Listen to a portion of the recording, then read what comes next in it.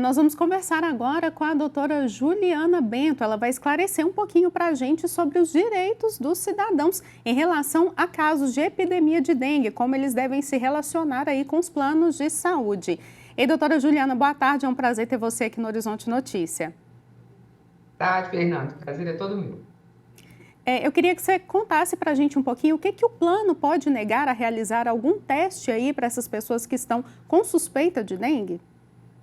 Pois é, Fernanda, na verdade, não. Os planos, eles são obrigados a cobrir tanto os testes de Covid, como a gente teve a epidemia há um tempo atrás, como também os testes de dengue. Mas a gente tem que ficar atento porque o médico tem que fazer uma prescrição do pedido, né? A gente não pode, por exemplo, comparecer voluntariamente, de uma forma aleatória, a um laboratório e exigir que a gente fazer o teste e exigir que o plano cubra esse teste. Os testes, eles sempre precisam, né? Eles prescindem aí de uma prescrição médica. Com essa prescrição médica, né, uma indicação de que o teste é necessário, aí o plano ele é obrigado a cobrir, né, esse teste a ser realizado.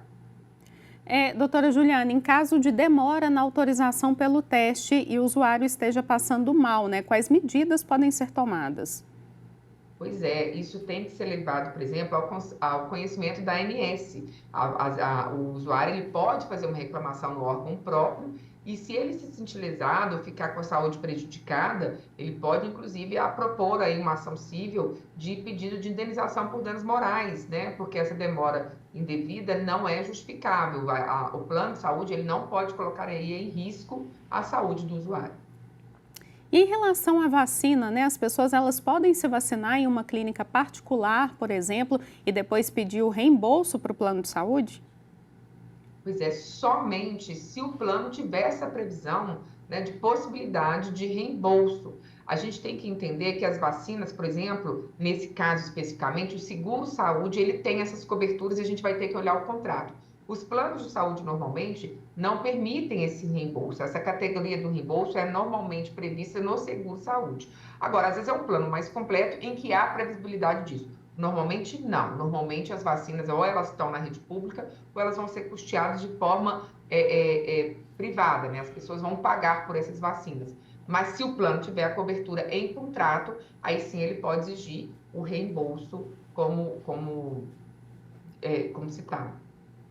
Em relação ao tratamento, né, e aos imunizantes, quais as obrigações então dos planos de saúde para evitar o aumento dos casos, né? Pois é.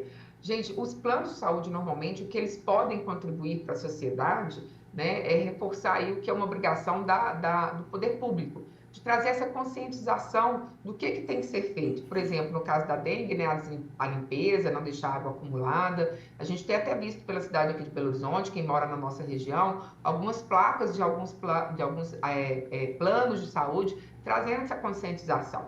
Então, o trabalho do plano de saúde nesse sentido é, às vezes, criar campanhas informativas, trazendo essa informação para o usuário. É essa a obrigação que ele tem, de conscientização.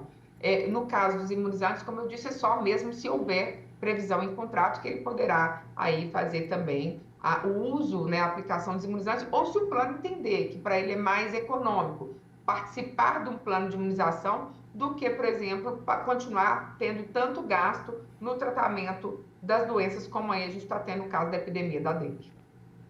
Tá certo, doutora Juliana, muito obrigada pela sua participação. Boa tarde, até a próxima.